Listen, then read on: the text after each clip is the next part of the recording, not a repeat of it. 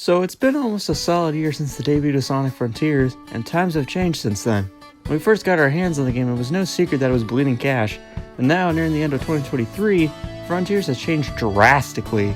It's night and day when you compare it from then to now. So since all the updates have been released and the iron is hot, why don't we see if these changes were for the better or for the worse? But first, a little recap. If you watched my video from last year, then you know my feelings for this game were mostly pretty positive.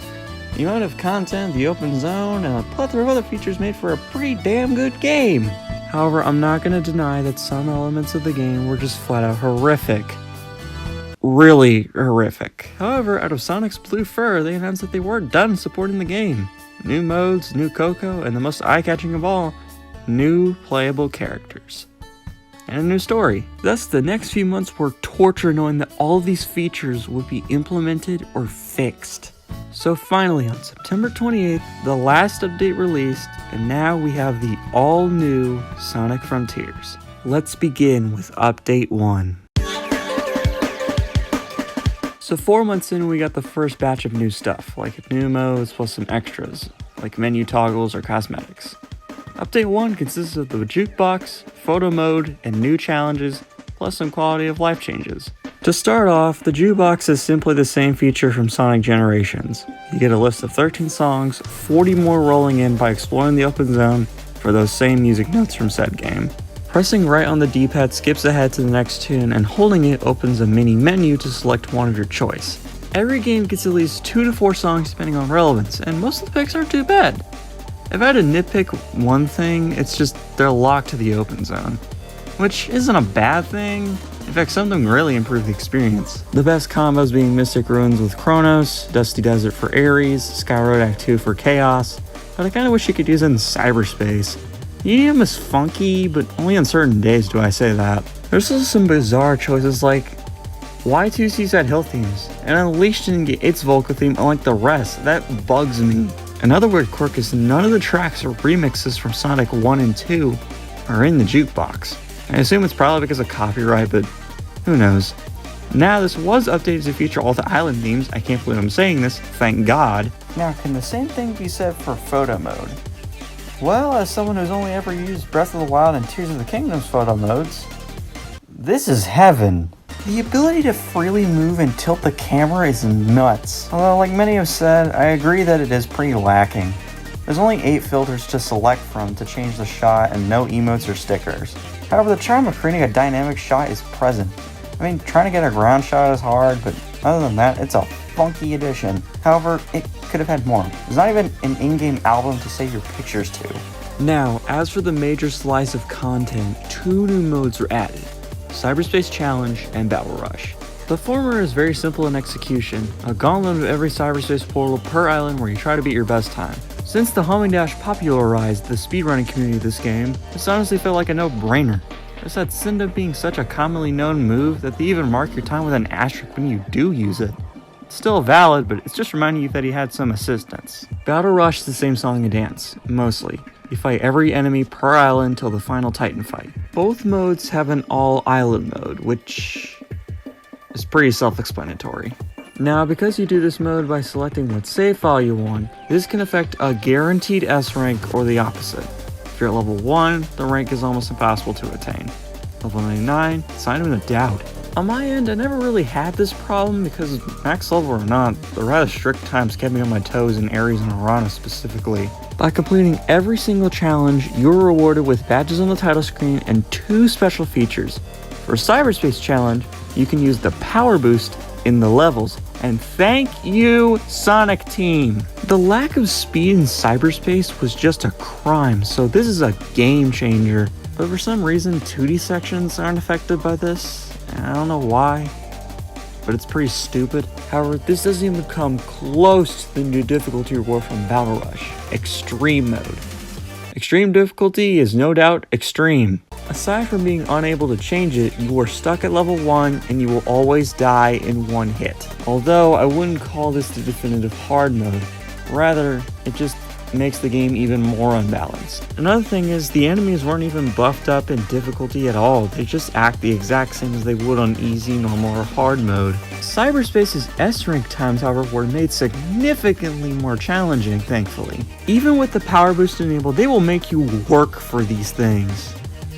And I love it. To end things off, there was a bunch of quality of life add-ons like being able to disable the power boost animation and the Starfall slot machine. But they fixed the Elder Cocoa. There's no way it can get any better than this.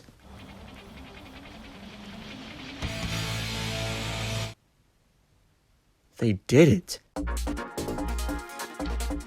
3 months later, we got Update 2, Sonic's Birthday Bash. So how did they up the ante? The main attraction was driven by the anniversary of the Sonic series, in which everything was all decked out with birthday decor, plus a 30-minute playlist as the icing on the cake. All new Cocoa were also added to the game, in which Unleashed Challenge Act-inspired platforming sections were placed. Once you complete them, you come across these big Cocoa that can be traded to extend your boost gauge. I always thought that this was a no-brainer until I remembered that the infinite boost still exists. There's also this neat little Easter egg with Caliburn from Black Knight being on one of them.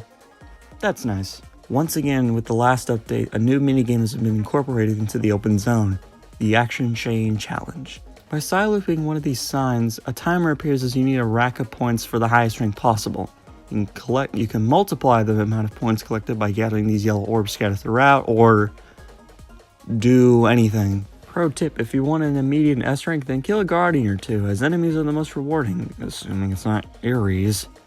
However, after completing all 40, you're rewarded with the move 17 years in the making, the Spin Dash. And I can wholeheartedly say it's worth it. With this move, the game opens up tenfold. There's actual momentum to your movements. And what was once an unfulfilled desire is now a long-lost bliss returned. Even if the Lost World stain is all over it, the amount of tricks and shortcuts you can pull off wipe it off clean. So crank that jump momentum down and turn on that maintaining a boost during a jump option. Best of all, cyberspace is now closer to being fixed. Sure, it can be a little finicky, as these levels definitely weren't designed with these in mind. However, ignore that and those asterisks, as these improvements are the true way to experience these stages. As for quality of life improvements, I already mentioned the de-acceleration and maintaining a boost while jumping. That's kind of really it. Aside from the 100% reward, a crown. Look, if you didn't have to collect every member token, I wouldn't care, but you have to. Anyway, it's New Game Plus, if that means anything to you. So all in all, this is just Update 1 and Update 2. And after these, Sonic Frontiers will never fully be the same as it was from launch till now. Let's talk about Update 3, The Final Horizon. We got a first glimpse of Update 3 in August alongside a Sonic Superstars trailer. Despite being really hype, it was kind of just a repeat of the first few trailers back in 2021. However, what caught me off guard was the September 28th release. Yeah, this was terrifying. Then a second teaser was literally just an animatic. No CGI, no gameplay, no nothing. Just an animatic. Regardless, here we are now with The Final Horizon, and oh man, do I have some things to say about this. Well, by starting a new game, there's now 8 save files. Now, you may be thinking, holy shit, more save files! When in reality, it's just for the new story mode. I don't know why they couldn't just make a final story save slot, or just use the main save slot as just an alternate ending, but whatever. Now before we jump in, I'd like to point out that there are no little nuances that were added into the game. So no new jukeboxes, no cosmetics, no improved turning in cyberspace, curses. The new plot follows what Rhea set up, which is kind of a bummer really, considering it defeats the purpose of this cutscene like 20 seconds earlier. Anyway, Sonic tasks his revived friends to find the Chaos Emeralds while he tries stabilizing his cyber corruption energy. From here on out, it kind of works like a relay system. You start with Amy, then Knuckles, and finally Tails, before moving on to Sonic, and the cycle repeats one more time after that. So for the main attraction, the new characters are largely based on their Sonic Adventure 1 counterparts, with a few changes. For instance, Amy uses her Terriot cards for most actions and has a higher jump. Knuckles has the lowest jump but can glide and only climb those context-sensitive walls, lame, and Tails can fly around. The redesigned islands complement the three styles generally well with layouts that challenge their abilities. If there's one thing I genuinely hate, it's the fact that none of them can do anything but jump, homing attack, and boost at the start. However, this criticism is made void by the fact that I didn't realize this until I played as Knuckles, that skill points are given out in large, and I mean large quantities. Enough to the point that you can make progress much faster. But it's still kinda stupid that most of the skills are moves that Sonic had by default. For a direct comparison, their shared abilities have a few quirky gaps in between. Like for instance, Sonic can hold his parry much longer than they can, but the other's power boost can damage enemies while Sonic gets brain damage from smacking metal. Speaking of enemies, some classic foes return like Motobugs and Buzz Bombers with a new coat of paint. As for the new enemies, we only get the same ones from the original, but double the speed and double the damage with a plus sign at the end. I think it's a missed opportunity for not using the unused gold variants, but it's whatever. As Sonic, these fights can be tense and chaotic, like, look at this, like, come down this instant, you fuck. And to contrast, fighting these guys, the rest, plain suck. Why? Their combat is much more situational and much smaller than Sonic's. My whole playthrough, and I simply skipped them as they only drop portal gears still, which only Sonic can use, for some odd reason. Speaking of those, memory tokens and vault keys have been cut entirely, and things like Cocoa and Seeds are more prominent, specifically Starfall Plus. If you thought Biggs fishing was the fastest method for getting to max level, think again. As for the absence of memory tokens, this means character interactions are more accessible and more widespread. We not only got Sage to talk to, but Sonic and Eggman as well. Even the cosmetics render in the cutscenes. The interactions are no different than before, but some of them can give out some cute and kinda dark info about the ancients. Never before did I think that I was exchanging digital brains for illusionary Biggs fishing economy in a Sonic game. I feel violence boiling in me. In Sonic's halfway point, it's more tower climbing. Okay, well at least they're challenging this time, assuming you don't set it on easy. Now much like the Chaos Emeralds in the main game, you need to find some trinkets to access each tower. This time with these Lookout Cocoa. Normally you get them through cyberspace, and let's just talk about these for a bit. Replacing the 9 original stages are a remixed version of previous stages with new gimmicks, level design, and challenges. The difficulty is mostly present in the collectibles as the main layout is cheesable but fun in its own way. There's so many routes to take to reach the main or alternate goal depending on certain stages. As for those collectibles, when they're thrown into the mix, they unfortunately make the cracks more obvious. For one, the pop-in. It's extremely obvious and it ends up screwing me over a couple times because I can't tell what lies ahead beyond the main path. Secondly, a few objectives are more situational than the ones of before. Returning from Lost World enforces are the number and silver moon rings. No different before, but they're tricky to nab in one go. Especially with that third and fourth one at the same time. These could be different all the time. Sometimes it's saving every flicky, or finding the hidden goal, or not even touching a mine once, and racing to the finish against a hologram Tails. A plot point established in Chaos Island, interestingly enough. However, I found the former to be really irritating because you have restricted controls when carrying the flicky around, and they're kinda hard to spot at breakneck speeds. Worst part is that after you rescue it, the game might still think you're holding onto it, thus resulting in death, and there's no checkpoints to speak of. I'll give them a pass because these are really short and, this. As a casual run-through, cyberspace is decent, but when going after the collectibles, I want to leave. So with those Lookout Cocoa, and after a long-ass tower climb, you encounter the spirits of Titan's pilots, who put Sonic through a trial to see if he's worthy of the task of defeating the end. Where the game suddenly decides to emit a 9-foot-thick wall in terms of how the trials need to be handled. The trials are combat-focused, and the final is a gauntlet of all 3 Titans. So, what's the deal with that? One major problem. The balancing is out of control. To start off, 3 of the trials are pathetically easy. All the enemies are just sped up, that's it. But these 2, right here, the factors that make these hard are the exact same. They take away everything you worked for and they place you under a strict time limit. I can only beat this one by exploiting a mechanic, but even then, it took some time with only a second left on the clock on the last run. The final trial, however, is even worse. First off, there's no checkpoints whatsoever. It's a marathon. Second, no rings. You have 400 and that's all you get. No refills between fights. And to top it all off, The perfect parry isn't confident in a game like this. Say skill issue all you want, but this isn't how challenge should be made.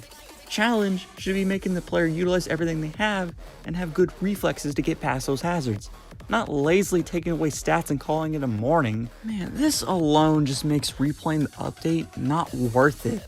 And it bums me out because they crushed it with everything else. The new characters are excellent, cyberspace is fun, and so is what I'm about to end things off on.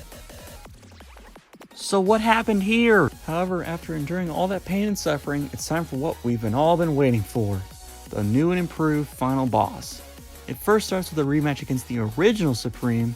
Wouldn't have killed you to at least raise the health bar. But then, the end shows up, Supreme goes feral, Sonic then transforms with that orchestral I'm Here kicking in, and let me tell ya, holy shit, this is amazing! The music is blurry and epic. It's about time, Sticky, you brought back these orchestral themes. The QTEs are badass and the perfect parry works. And it all feels fun! They really knocked it out of the park with this reimagining. The new form may be supersonic only with blue eyes, but the QTEs help sell the new strength. Phase 2 is even better as everyone goes in to help Sonic take it down. This ball that seems like an instant kill actually isn't, and you just get back up. Perfect. And man, Kellen is killing it with that second phase music. I don't really care if it was confusing to get that stupid wire off. As soon as I figured it out, I was zoning on beating the living shit out of this thing. The last attack is Sonic using all of his cyber energy to beat the end. And I was just grinning from ear to ear the whole way through. The spectacle that this fight carried shook off that bad taste I had 20 seconds ago. It's magical. And hey, that was Sonic Frontiers' DLC. I generally think that it's incredible that Sonic Team was willing to go look at their flaws of their game and go, hey, we can do better. And they did. Sure, Update 3 isn't something I don't have much intentions on revisiting, even in New Game Plus, but the previous two updates elevate it from a 7 to an 8.5, which is still very respectable. To end things off, I have to ask a question from last time. Is Sonic Frontiers now worth the $60? I was originally going to say no due to the slight mix Update 3, but I'm not going to let two unfair trials in a mostly well-rounded game compound the price tag. There's so much more to do and find. You can play all the new modes, unlock the new moves, and replay the levels that are mostly no longer mediocre. However, for your first Sonic game, maybe pick a better option if you can. If not, this is still a pretty fine enough choice. So I can cautiously say Frontiers is definitely worth the money. The Digital Deluxe is a little outdated now, and I only really recommend this to hardcore buyers, but if you weren't sure about it now is the right time to play the game. There's a lot more content to behold than when it was at launch. Sonic Superstars is probably out by the time I publish this video, and I should get to it. So if you don't want to miss it when I do cover it, be sure to subscribe. It really help out if you did. So with that, I'll see you guys till then, and of course, take care.